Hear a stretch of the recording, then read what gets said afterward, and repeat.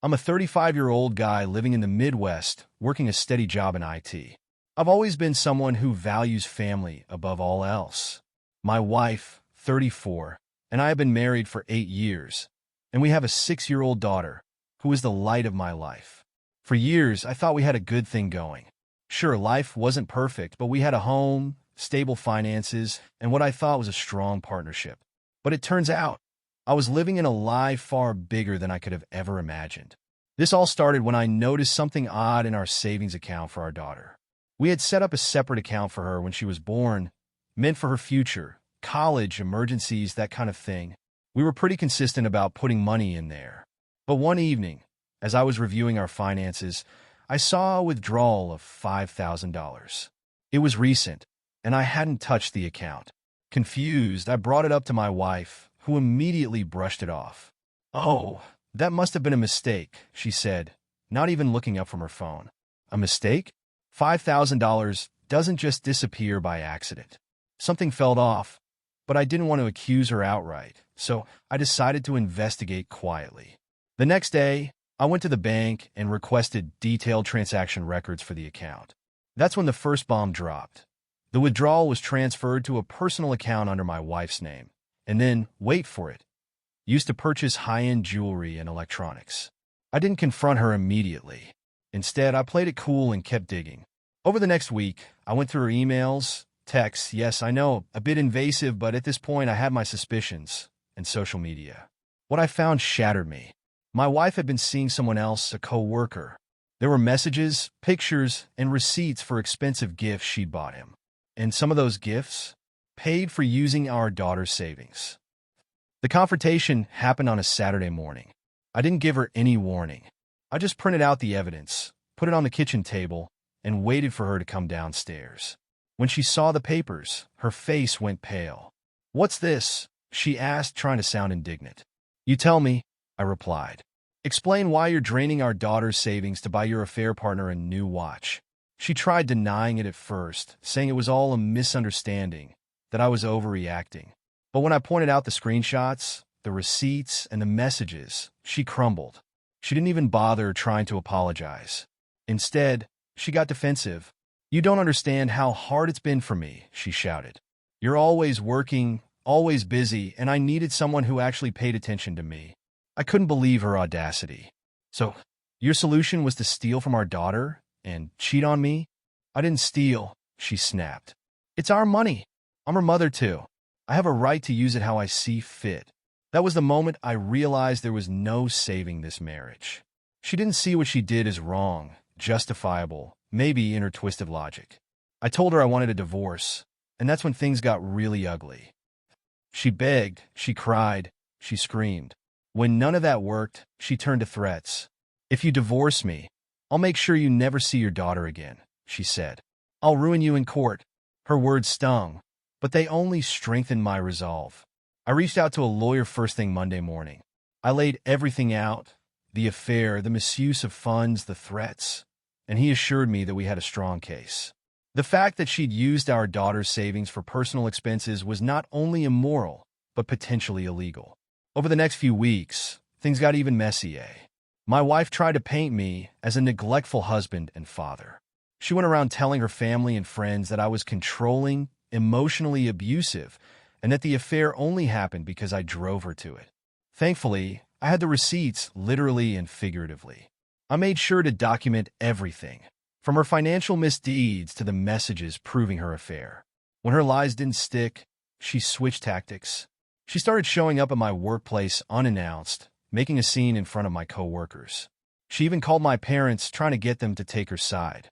But no one bought her sob story, especially not after I showed them the evidence. The court battle was brutal. She fought tooth and nail to keep the house, full custody of our daughter, and even a share of the savings she had already stolen from. But my lawyer was a bulldog. He tore apart her arguments piece by piece, exposing her lies and manipulations at every turn.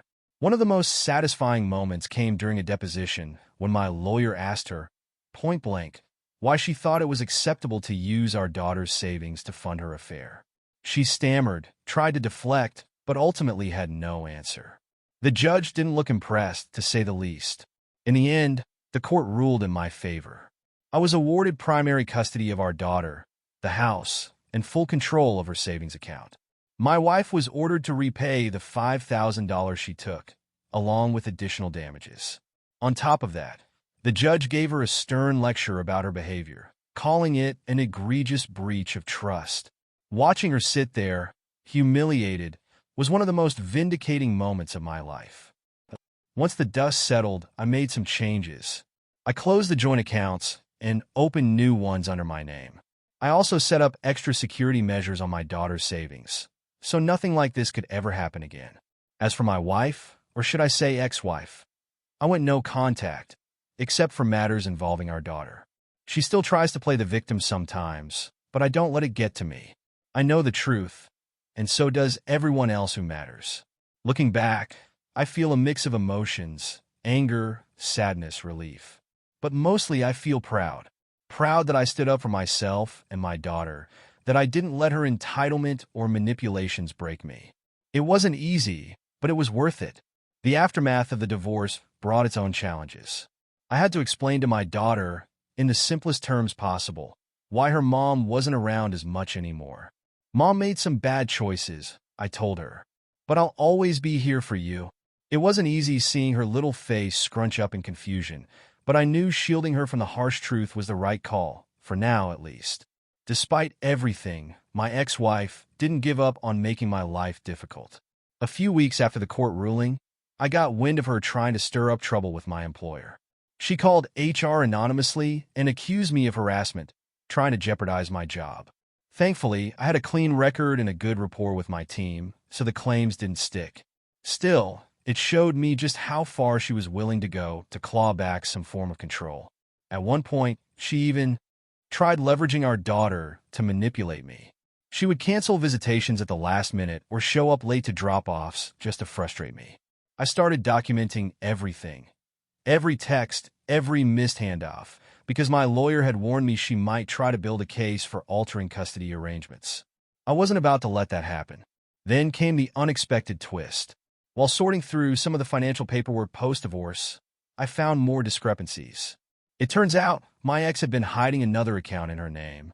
She'd funneled money from our joint accounts into this stash for years, small amounts that added up to a significant sum. I brought this new evidence to my lawyer, who advised me to file for contempt of court. If she thought she was going to get away with this, she was sorely mistaken.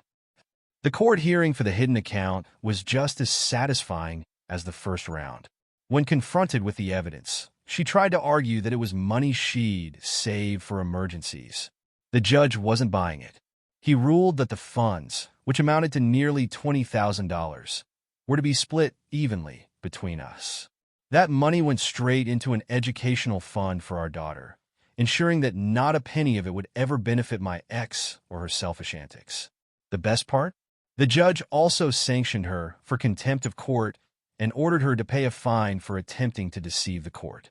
Her face was priceless, red with fury and humiliation. For someone who had spent so much time playing the victim, it was a stark reminder that actions have consequences. As the months went by, I focused on rebuilding my life.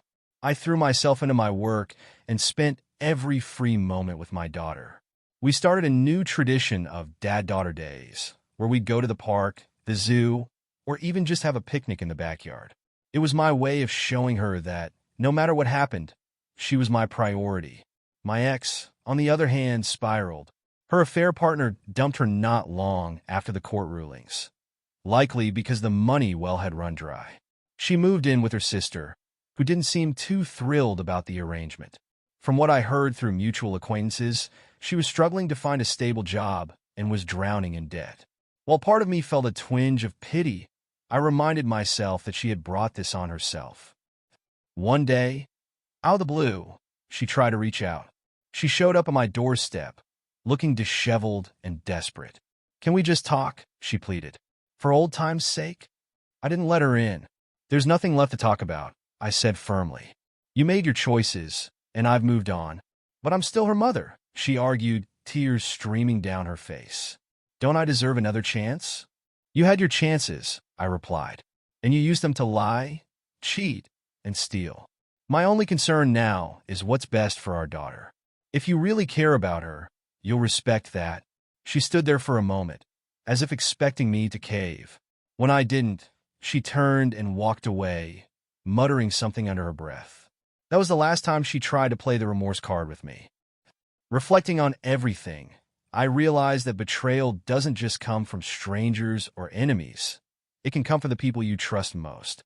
But it's how you respond to that betrayal that defines you. I could have let my ex-wife's actions break me, but instead, I chose to fight for what mattered, my daughter's future and my own peace of mind. I won't say it's been easy, but standing my ground was worth it. Every smile from my daughter, every moment of peace in our home, reminds me that I made the right choices.